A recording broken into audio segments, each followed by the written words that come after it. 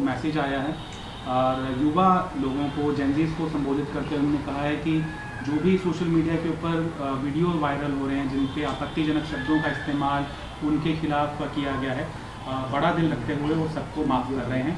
कांग्रेस ने इसके ऊपर अटैक किया है कि देश से क्षमा मांगनी चाहिए थी और आप देश को क्षमा दे रहे हैं। और सीजेपी का बयान आया है कि abusing is not a crime.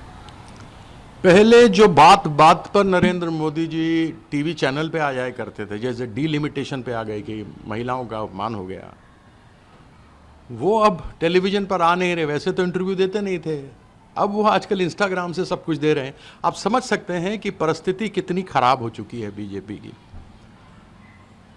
आज की भाषा जिस प्रकार से, जिसके ऊपर मोदी जी ने लोगों को माफ किया, ये हास्यास्पद है। लोगों ने अभी तक मोदी जी को माफ नहीं किया। चुनाव के समय पूरे देश भर ने सुना था जब उन्होंने महिलाओं का अपमान किया था बोलकर कि मुजरा करते हैं, करवाएंगे।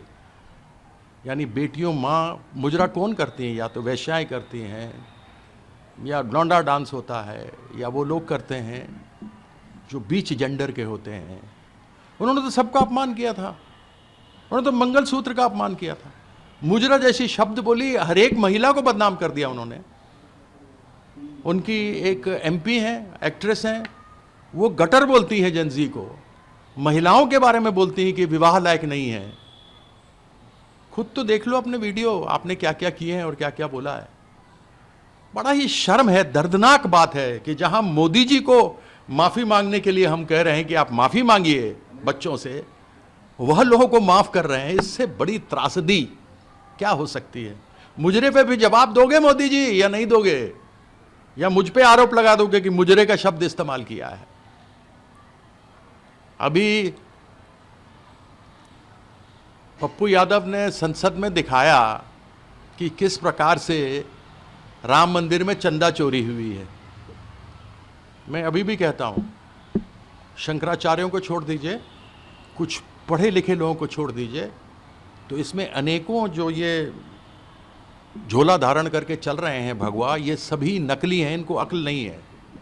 मैंने बहुतों की भाषा सुनी है। मैं इनको बुलाता हूं, आप सभी आइए, या संगोष्ठी करते हैं, हमारा धर्म क्या है उसके विषय पर बात कर लेते हैं। जो चरितार्थ कर रहा था कि क्या बीजेपी, आरएसएस और वीएचपी कर रही है राम मंदिर में, जो चोरी डकैती हो रही है, वो चोरी डकैती वहां पंडित कर रहे हैं भगवा वस्त्र को पहनकर। काफी भगवा तो आपके जो नकली हैं, जिनके ऊपर केस पड़े हुए हैं, वह यहां पार्लियामेंट में आकर बैठे हुए हैं। उनसे भी तो एक बार बात कर लीजिए। इसके ऊपर क्या अपमान? कोई अपमान नहीं, सच्चाई दिखाई है बीजेपी, आरएसएस और वीएचपी की। पप्पू यादव को ट्रोल करके क्या फायदा है? चोरी हुई, डकैती हुई, भगवान राम को आप इतना सा दिखाते हैं, खुद इतना बड़ा बन जाते हैं मोदी जी। आप हनुमान को पतंग बनाकर नचाते हैं। आपकी बीजेपी हनुमान को नचाती है सामने गदा लेकर। गणवेश में आप, आरएसएस के ड्रेस में आप गणेश जी को दिखाते हैं। आप करते हैं अपमान सनातन का। हमने तो दिखाया कि सनातन के चोले में डकैत कैसे राम मंदिर के अंदर चोरी कर रहे थे। शुभेंदु अधिकारी ने कहा 15,000 करोड़ का गड़बड़ी हुई। उनके एक एमपी हैं, उनके एमएलए हैं, मेरे ही क्षेत्र में हैं।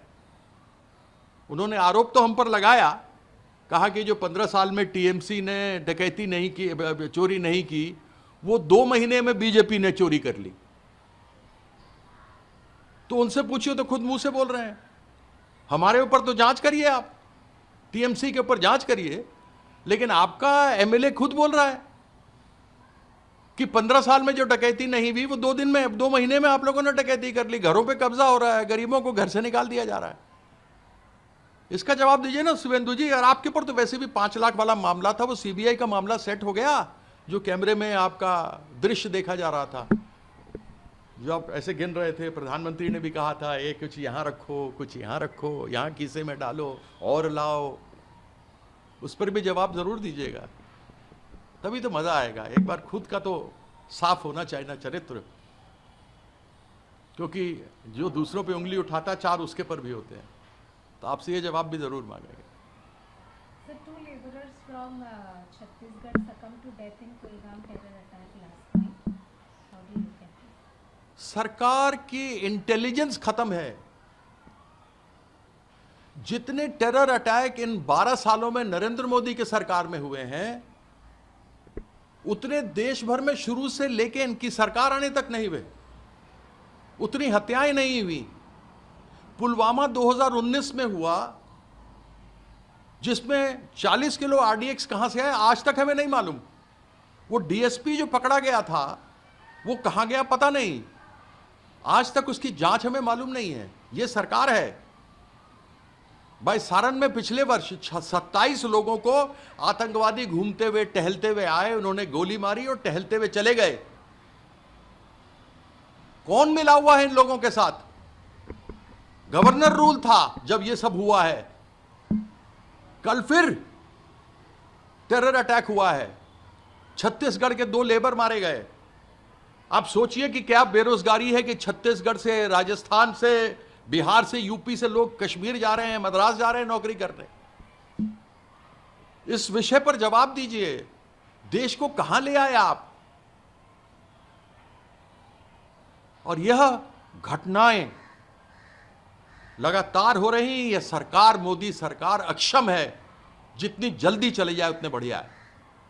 सर 200 रुपये कमर्शियल सिलेंडर के रेट दिल्ली, मद्रास, चेन्नई और बंगाल, कलकत्ता में कम हुए। आप अभी 200 रुपये कम की बात कर रहे हैं, लेकिन 400 से 1300 हो गए, उसके बारे में बात नहीं करते हैं आप। जो 400 का सिलेंडर था, तब स्मृति ईरानी और राजनाथ सिंह यह सिलेंडर ले लेके घूमते थे।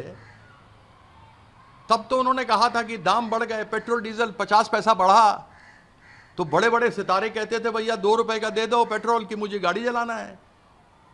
आज इतने ज्यादा पेट्रोल डीजल सैकड़ा पार कर गया। 400 से 1300 हो गए, 1300 से बढ़कर कमर्शियल आगे बढ़ा दिए, कमर्शियल के रेट बढ़ा दिए। इस खाड़ी के युद्ध के समय 600 रुपए और 200 रुपए कम कर दिए, तो अपनी पीठ खुद थपथपा रहे हो। वाह वाह मोदी जी वाह। Very good. हम कई असाइनमेंट पे साथ में थे, चेन्नई में भी, पहलगाम में भी। बाइसरन में जहाँ का जिक्र आप कर रहे थे, हम लोग सिर्फ साथ में ही सारे असाइनमेंट्स वहाँ के, मतलब हम लोग 1 महीने साथ में ही थे। बताओ यार, वो आगे चले गए, पता ही नहीं लगा कहाँ है। बताइए। पुलवामा का आज तक नहीं पता कि डीएसपी जो पकड़ा गया था, पता नहीं कहाँ गया। सरदार था ना, हाँ, बताइए, उससे राज मिल सकते थे। पठानकोट ले आए लोग।